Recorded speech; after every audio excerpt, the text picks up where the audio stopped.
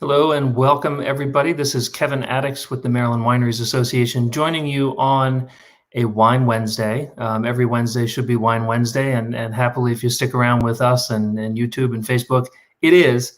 I've got with me today a special co-host who you've seen on here before, Jana Howley. How are you, Jana? I'm good. How are you, Kevin? Doing very well. And at some point, I'll be jumping off to do a little bit of Annapolis testimony, and which is the only reason nowadays that I wear a tie. I might even put a jacket on for that. But neither you nor I are the important players on this call here. We've got two great folks who we want to introduce and get rolling talking with. So let me bring up Denise and Kimberly from Philosophy Winery. Welcome. Hey guys, how are you? Hey. So glad to have you on. So first of all, tell us about this. You're making wine in Baltimore City from Maryland grapes. You are the state's first African-American woman-owned winery, which we are so thrilled about. And the wine's great. Oh, awesome. We appreciate that. Thank you. Thank you. Yeah, so tell us about how you got started. So we actually got started with me having a horrible day at work at my full-time job. And I texted Denise and I said, you know what, this is it. Would you want to start a winery with me? And she said, yes. And I said back to her, I knew you would say that.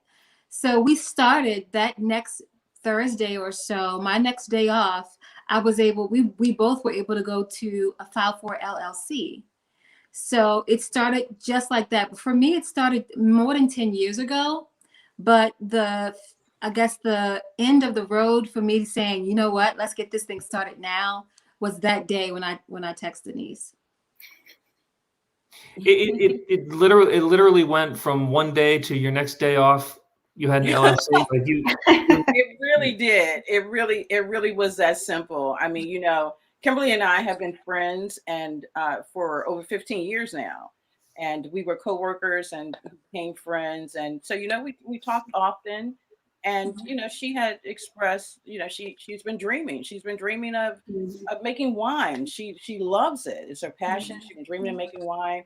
And that particular day, the dreaming ended. She's like, that's enough. And so we did. We got up and we went down to the Maryland State Office building and filed for our LLC, and we've been rolling ever since. Yeah. So, Kimberly, sorry. I remember the day that you came into our office and sat down to have a meeting with us about getting started. And you had your notebook and you were taking notes like crazy, and you had your plan. Yes, yes. We absolutely, I think, loved, we love it anytime somebody comes in and they're in that, we call it the in dreaming, stage where they're dreaming about having this kind of business, and then to see it come to fruition, after a couple of years was so exciting for us. Oh, that's wonderful. Yes, I was. I had all my notes. I was ready. I had my laptop, my iPad. I was ready. I was just like, what does it take to get this done? Mm-hmm. We also went to a seminar where Kevin talked about owning a winery. And the first thing he says is, do you really want to do this? Mm-hmm.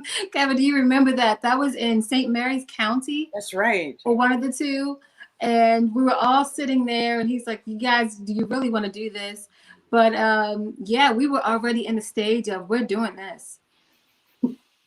So let's talk briefly about like your situation. So you're making wine right now, kind of virtually, and you're making some incredible wines. How did you figure out what our first wine was going to be? So just like everything, I feel everything happens and this is not a bad thing, as a mistake. The first wine was planned to be something bold, something red, something white, something, but we ended up with a rosé and made from Chambourcin grapes. And a lot of people in Maryland are very familiar with Chambourcin grapes, but people outside of Maryland, they're not very familiar with Chambourcin. So, that story of how we got into making our first wine, a rosé, and then on top of that, a Chambourcin, was definitely interesting. We have a question from Melissa. She enjoyed, well, first is a triumphant statement. We enjoyed the rosé over the weekend. It was lovely. What's the best way to purchase more? Denise? Well, actually, we're pretty much sold out. All right, show's like to over. say- Yay and boo. We haven't officially announced that yet, but we are going to. And yes, we've had such an incredible year. I Yes. mean, I'm telling you, and during a time that was very challenging for all of us in the world, we were able to produce and bottle and sell this wine, and people were loving it because we've also had an enormous amount of support. Let's not leave that out. I mean, we have the support. You guys in Old Westminster are younger than us, but they are big brothers and sisters, and they have supported us tremendously. Amen. So we have a huge following now of customers and repeat customers, and so yes, our baby Reign Rosé is sold out. Yeah. So, since you've had to levy that unfortunate, disappointing news, can you at least hold up the bottle so we can take a look at it? Denise. Yeah. Oh, look at her. Look Yeah. at So, her. so that is such a beautiful, beautiful label. Mhm. Oh, wow. Thank you. Who came up with the concept for the name and for the label? Well, the label, we actually worked with a friend Mhm. of ours who was referred by another friend to help us create the label. And he came, I'll bring the bottle close again. So he came up with this beautiful octagon shape, which we love. We love that Yes. shape. It has 8 sides, and 8, is a number for new growth and ventures. So we love that. And I have this necklace, which I'll show it to you.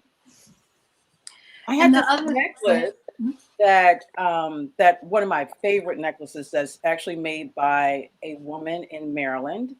And I adore this necklace so much, and I just wanted to add a little feminine taste to the label. Yep. So I sent it to him, and I said, has I this want to add here. this. Let's see how we can create. Thank you, Kimberly. Yeah, How we can that's what that create is. that. Yep. Oh, that's great.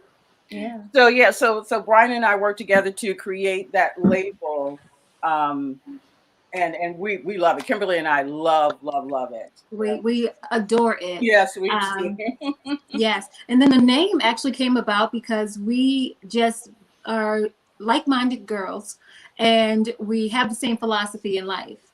So we're purpose-driven, which goes back to what we're going to do for a woman every year, no matter the ethnicity. A woman every year we're going to work with to help get into the wine industry, especially the Maryland wine industry. Yeah. We wanted to start that last year, but of course, because of COVID, we weren't able to do it. But we're absolutely going to have 2 women join us each year, to begin from harvest. So we're saying from pruning to presentation. Yes. So the entire process and everything in between. Anyone who's interested in the wine industry, interested in agriculture, we're looking to share our journey experiences along with them so that they can also have an opportunity. And the thing about it, we want to make sure that it's real. We don't want to shadow or make anything beautified or pretty. We want to make sure that they see, like, from that harvest where we are just knee deep in mud sometimes, or we're knee deep in dirt, to where we present, which we bottled already. It's the whole situation. That's where we want to start someone at. I was able to learn that from Old Westminster and other wineries within Maryland, also reading books and taking classes. But let's just share that with someone else, and that's going to be an awesome venture. Yes. Yeah, and I think you're making a really good point about how sort of that mentorship and paying it forward is really important in the wine industry. I mean, a lot of it is sort of just tricks of the trade that people have learned, mistakes people have made over the years. And I think the Maryland wine community is really supportive of, helping, the new wineries get off the ground. And I think it's amazing that you guys want to pay that forward to, somebody in the future. Yeah. Awesome. And like I mentioned earlier, and it's happened for us, Old Westminster, Kimberly's been with them since the beginning. So she's 8 been years. able to learn an enormous amount from them. And of course, once we got started, they've been, had open arms to us and anything that we needed in the area of support, and they've given it, and we're grateful. Yeah. That's fantastic. So Kimberly or Denise, I want to jump back a little bit to the bottle, but what's also in the bottle, and talk a little bit about a Chambourcin Rosé, because, as anyone can see looking at that glass of wine by Denise, it's got an incredible color. And can you talk a little bit about kind of that grape, why you chose it, and sort of what that imparts into a rosé? Because it's definitely unique, I think, and really wonderful. Yeah, so the Chambourcin grape is pretty unique, and it grows so well here in Maryland that it's definitely an underdog. I feel like it's going to come and have its day one of these days very soon. So to make it as a rosé was actually trying to give it a little bit more life in a different category. I've seen a lot of the red Chambourcin wines. But making this as a rosé was definitely something that we wanted to do.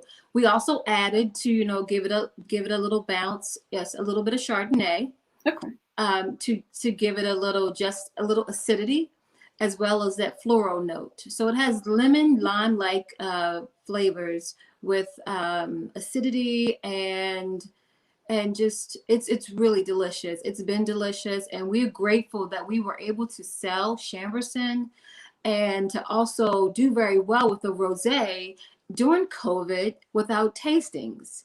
I mean, we didn't do not one tasting. And for Jana, you know me very well when it comes to the festivals and all. So I'm so used to not departments, but wineries. That's a part of life, basically. And now it doesn't necessarily have to be. Yeah. Well, I think we can all agree probably 2020 was the perfect year for rosé, because, it was an awful year, and nothing can make you happier than looking at a nice rosé. Exactly. So true. Yeah. So is rosé going to be kind of a key part of your lineup going forward? Can you talk a little bit about what you're envisioning for this coming, for your harvest last year, and what you're envisioning for your lineup? Yes, so rosé will continue to be a part of it, just not for this coming vintage. So for 2020, we have a 2019 Cabernet Franc, which is one varietal. There's nothing in this Cabernet Franc because it is perfection. Mm-hmm. Maryland grapes, yes, they are. And we are pretty excited that that's coming out very soon. It's going to be bottled, I believe, in April. Also, we have a 2020 Viognier. And that Viognier is delicious. Grapes are fermented in stainless steel and just came out with this great floral and acidity that was just very balanced and very just, not too much to add to it to make it bounce and get into the bottle. That also will be bottled in April. So yes, we're going to continue on as we grow. We had one wine last year. We'll have two this year, and we'll just continue to grow at our steady pace. That said, like a true saleswoman who loves to get in front of people and talk about her wines. That's right. I love it. Talk about so many other wines in my life, Jana. It's my turn. Right. Yes. So can you both talk about how you were able to kind of pivot so successfully, launching this in the middle of a pandemic, and probably what you had in your mind as to how you were going to sell your wine isn't how it turned out. So can you talk about how you sort of have been successfully navigating all of these changes? Well, the reason why is exactly what I said before, because we've had a lot of support from other people, in particular, Old Westminster. They opened their doors up to us to be able to sell to their customers. I mean, they've been crucial. They've been vital our success this year. There's no doubt about it. Yeah. So completely different from the plan that we had going in.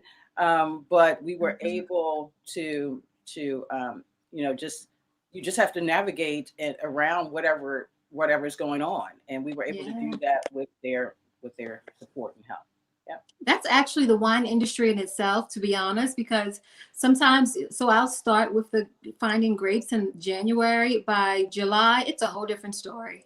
By the time it's time to pick and harvest, it's another story. So you have to be used to change. Change comes, change happens, and change is here. It's not going anywhere.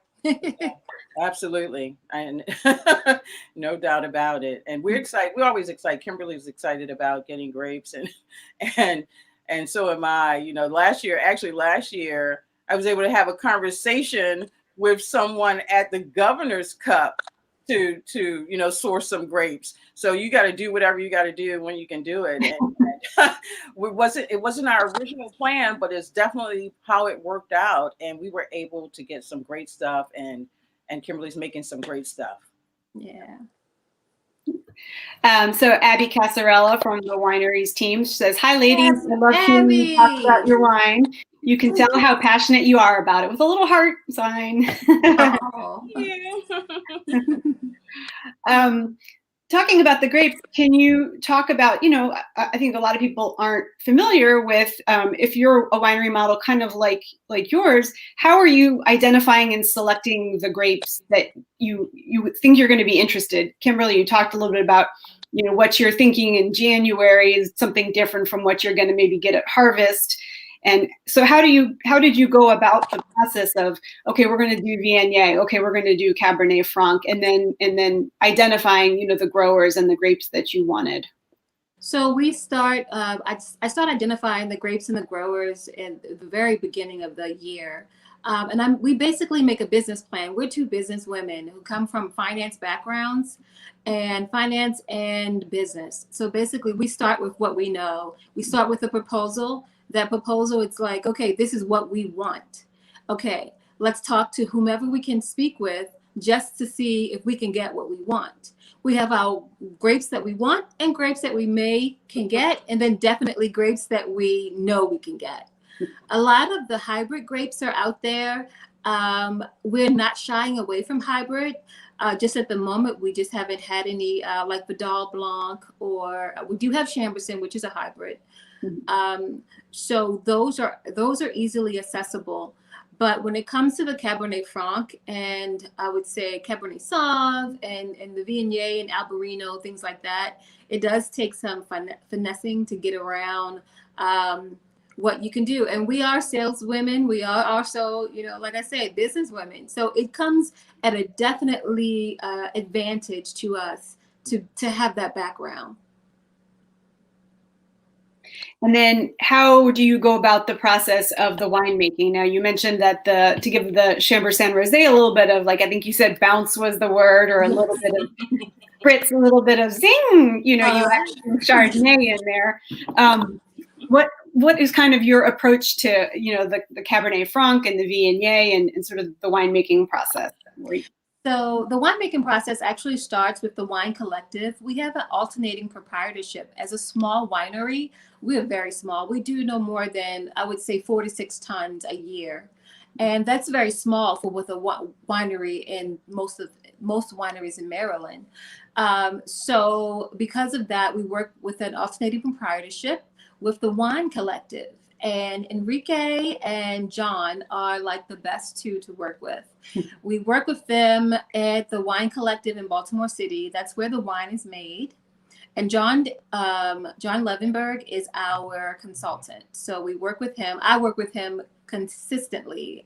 It's almost painful, but in a good way. So we work together to make sure that the wine comes out the way that we wanted to represent Philosophy Winery. And whatever we put out will have the stamp of myself and Denise on it to make sure it does represent Philosophy Winery.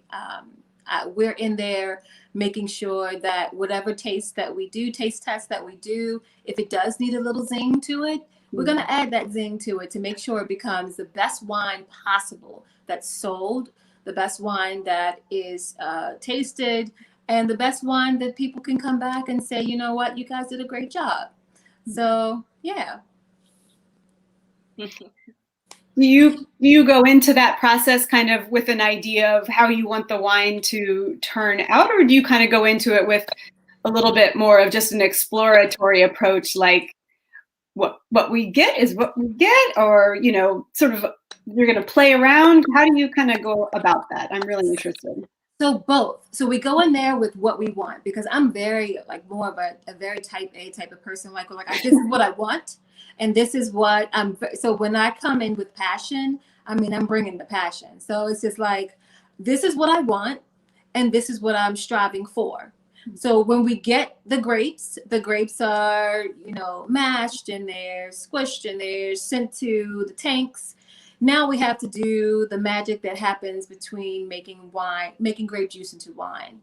After that, by the time we get to before we bottle or throughout the year, we're testing this wine on a consistent basis. It's not just once in a while. I mean, it is every day, to be honest, that we're testing it for bacteria. We're testing it for everything that you can imagine that could happen to wine within a tank. We're testing to see if it needs to be taken out of a tank and put into a barrel. So when it gets to the final stages, we've already had our fingers on it so multiple times that it's gonna be what we want, with a little bit of, I would say, with a little bit of, not extra, but what's the word I'm looking for, D? So it's going to be what we want, with a little bit of space, because you have to be considerate about whatever changes it's going to make. Yep. I can tell how passionate you are about the winemaking process too. Thank you, Jenna. Talk a little bit about how the rosé and maybe the new wines that are coming out, how you see them kind of going with food or just drinking by themselves. I know that those can be two very different things sometimes, but talk a little bit about the pairings that you're sort of thinking about. What kind of pairings come to mind when you drink your rosé and when you're sampling that Viognier and that Cab Franc and seeing how they're going to turn out?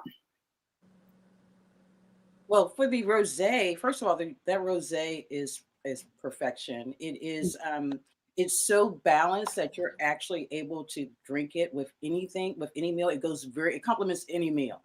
It's very light, but balanced, and so yes, you can have that rosé with anything that you're eating. It goes perfectly with that. With our Viognier, that Viognier is pretty nice. Wow. It is pretty nice. It's it's very light. I would definitely pair that more with more seafoods or roasted chicken, roasted turkey, mushrooms. Like it's one of those kind of drinks that definitely pairs well with roasted vegetables, chicken, turkey, seafood. I say for the Viognier. Nice. And do you think about that during the winemaking process, Denise and Kimberly? Is that sort of a key component when you're working on the wines too? Is how they'll work with food?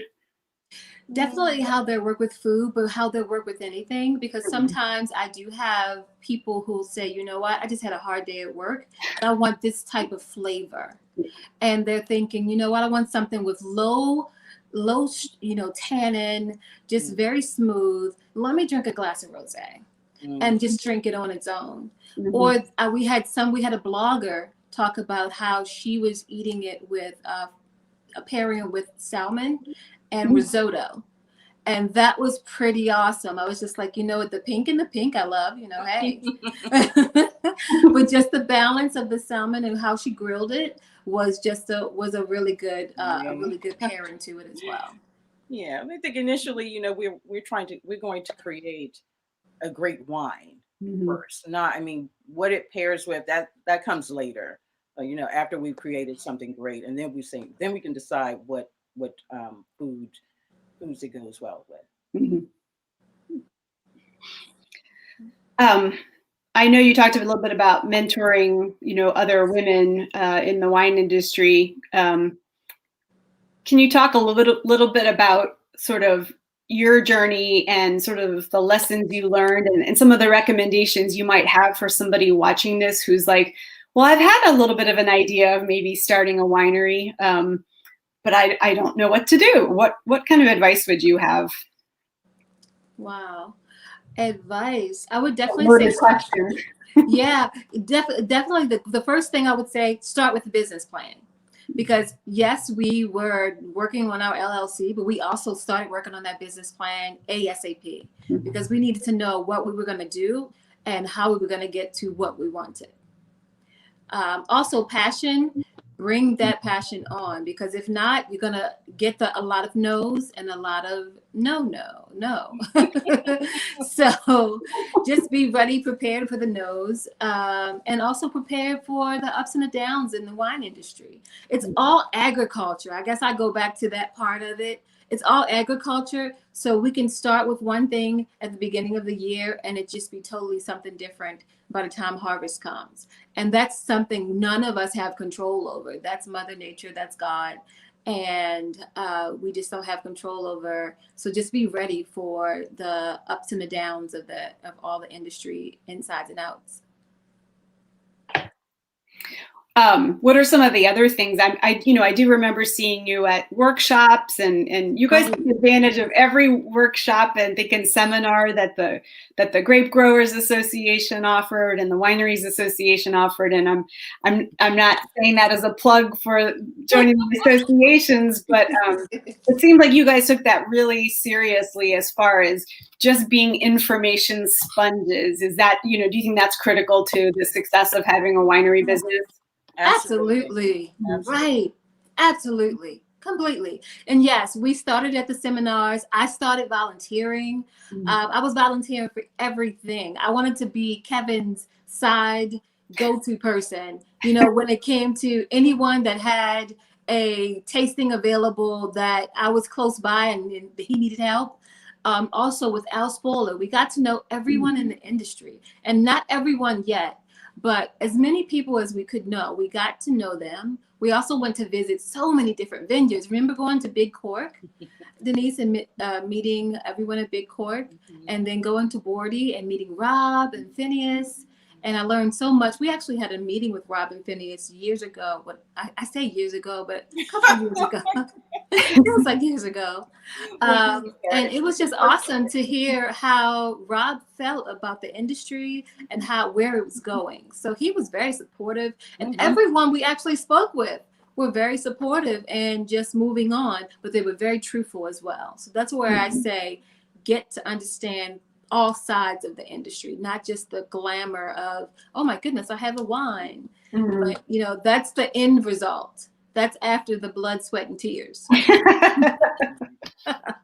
That's right. It's vital. It's going to be vital to your success that you do first do some research. And that research involves exactly what Kimberly just said.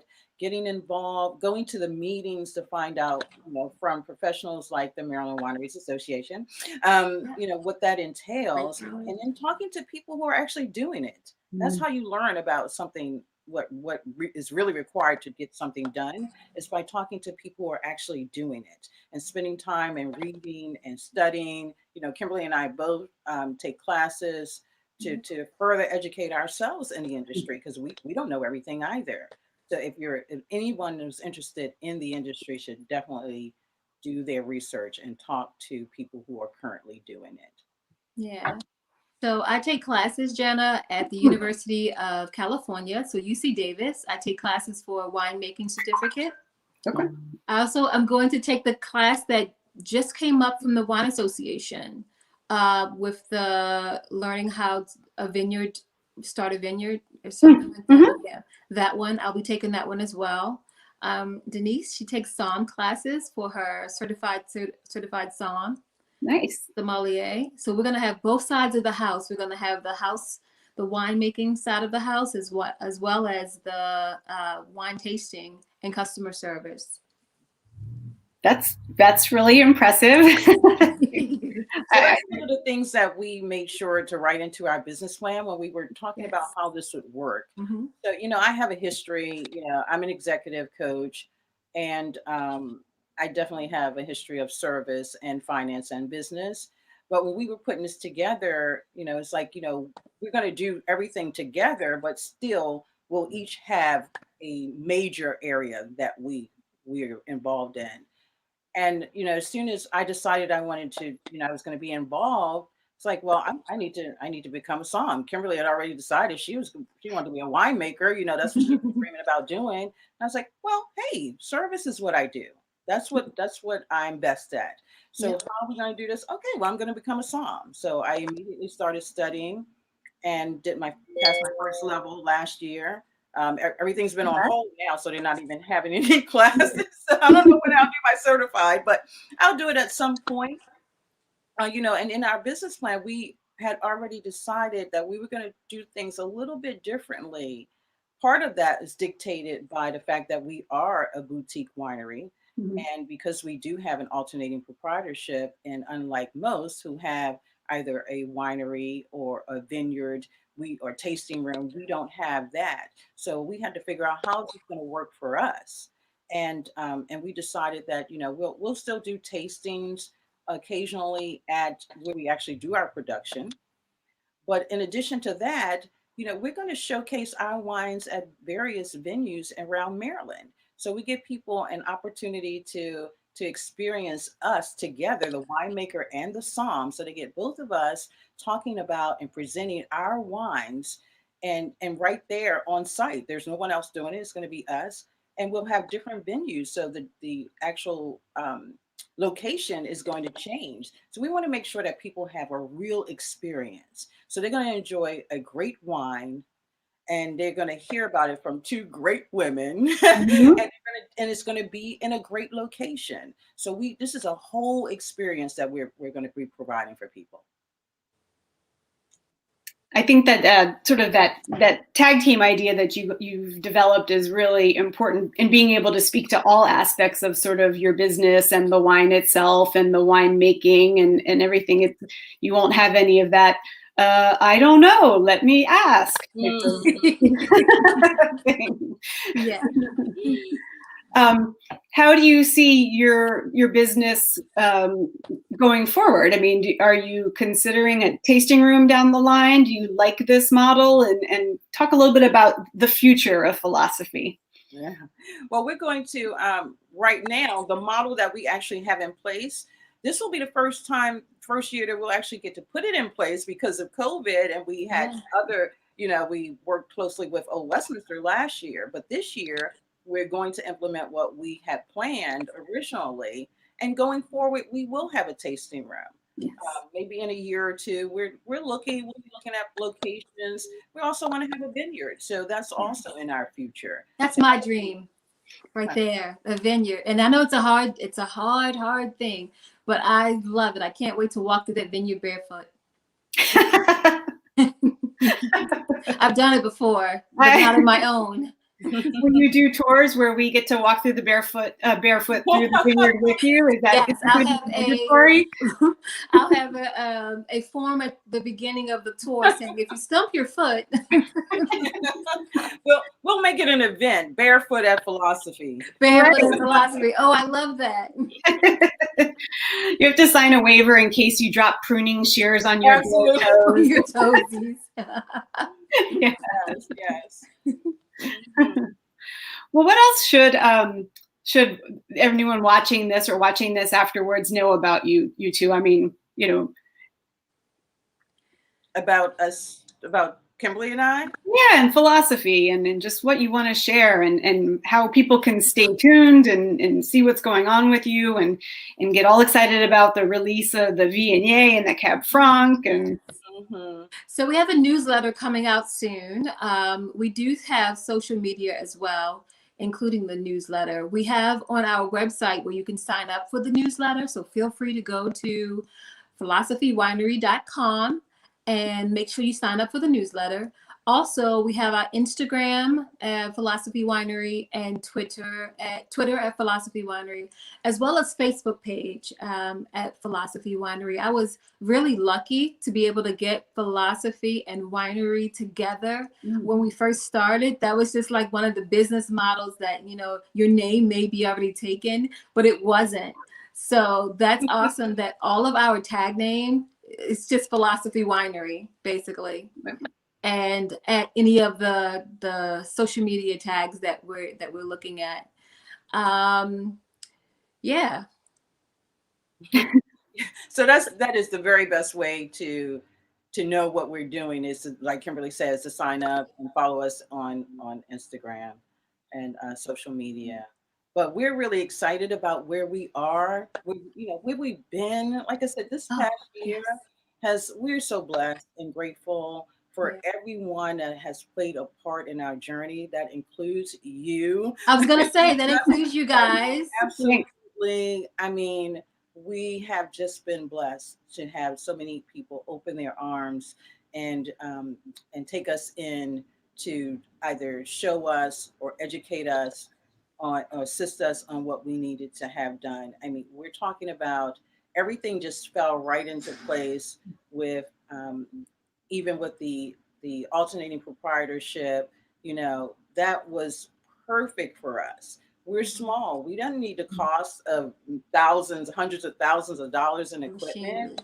So that was just perfect for us to be able to take advantage of that and build that relationship with Enrique and John, and to be able to sell our wine at Old Westminster.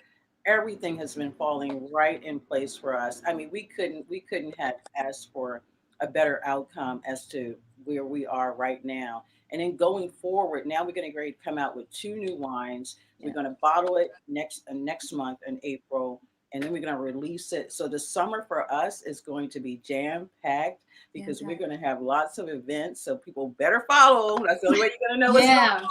Follow us on jam-packed. And like I Instagram. said, and one of the things that we love the most is what I said before, is that people actually get to know both of us. They get to know Kimberly and I. So when there's not someone else sitting there pouring our wine, talking about our wine, and there's nothing wrong with that.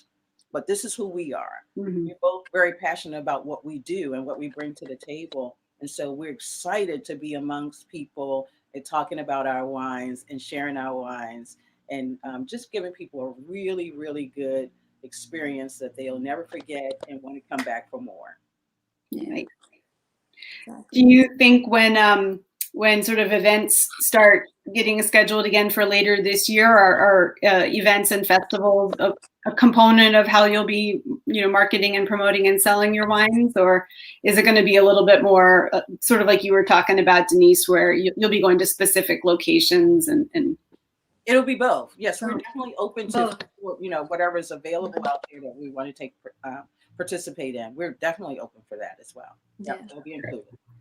Yep. I noticed that Kevin appears to be wearing a Cambersan Rosé colored tie. Indeed. Awesome. Smells like it as well. Yes, many a rosé has dripped on this tie. So yes, it probably does smell like it. Oh gosh. Well, we got a nice comment from Carrie McNulty. Thanks for sharing your stories. I love seeing ladies going after their dreams. Cheers with a glass of red wine. Thank you. And then last but not least, Claude Mackey. Congratulations and cheers, ladies. So he is I'm the Maryland Wine Ambassador. Yeah, if not your biggest fan, one of the top fans out there. Awesome. That's wonderful. Absolutely. He's included in that list of supporters. Absolutely. Yes. So Jen, I'm jumping back in at the end. Were there final questions? Well, I just wanted to say that I think it's fantastic that in a year when there were so many things going felt so wrong in so many ways, that you the two of you have persevered in your energy and your passion, and just really just moving forward on this business is just, it's been so inspiring at a time when I think a lot of us have been, sort of feeling a little like beaten up in a lot of different ways. It really is just seeing your joy in this is just absolutely inspiring. Thank you so much. We appreciate that. Yeah, we did persevere through, and we will continue to do so. And brighter days ahead. I know that. Here. Let's get those brighter days. That's right. Well, so let me just thank you both for coming and for just the joy you bring to the industry, the incredible wine you've added to the industry, the additional metals, the additional bling that you are bringing to the industry through those wines. And, I will say that I can't wait to see what is in store. I can't wait to see what you come up with. And I cannot wait to try the 18-month aged Cabernet Franc and the Viognier and the things that you are about to put in bottle. Janet, did you go over release dates on those? No, bottling dates, but release dates. Share. Well, we're bottling on April 12th and 13th. Yes. So release dates will be announced 30 days later, probably, but we'll give you exact dates. That'll be in our newsletter and on social media, but we'll absolutely send you an email or a text message. And I appreciate the insider information. One for research. Now you do have a club. Do your club members or your sponsors, your kind of original folks, do they get early access? Yeah. They do. Okay. And they love it. They do. They Sorry, better love it. Kevin. Hey, I was late. That's okay. All right. Well, we'll definitely keep folks updated, and we want to have you back on when you release the new wines. And I can't thank you enough for all your participation in the industry, and Kimberly, who has jumped in to become not only a board member but an executive committee member and officer of the Maryland Wineries Association, which is great. Our first member from Baltimore City in a very long time. Oh wow! Right? So kind of representing, the city, and I think that's great. So with that, thanks both for joining. Jana, thanks for filling in while My pleasure. My testimonials, my 2 minutes of fame with 40 minutes of waiting. So signing off. So let me just say thank you to everyone who tuned in, and I want to make sure that everybody knows that they can get on to MarylandWine.com to learn a lot more information about Maryland wine.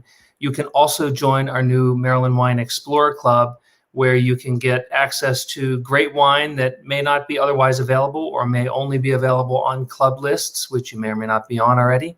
But it's a great way to explore wine without having to leave home. So with that, thank you to our guest, Jana. Thank you for filling in. And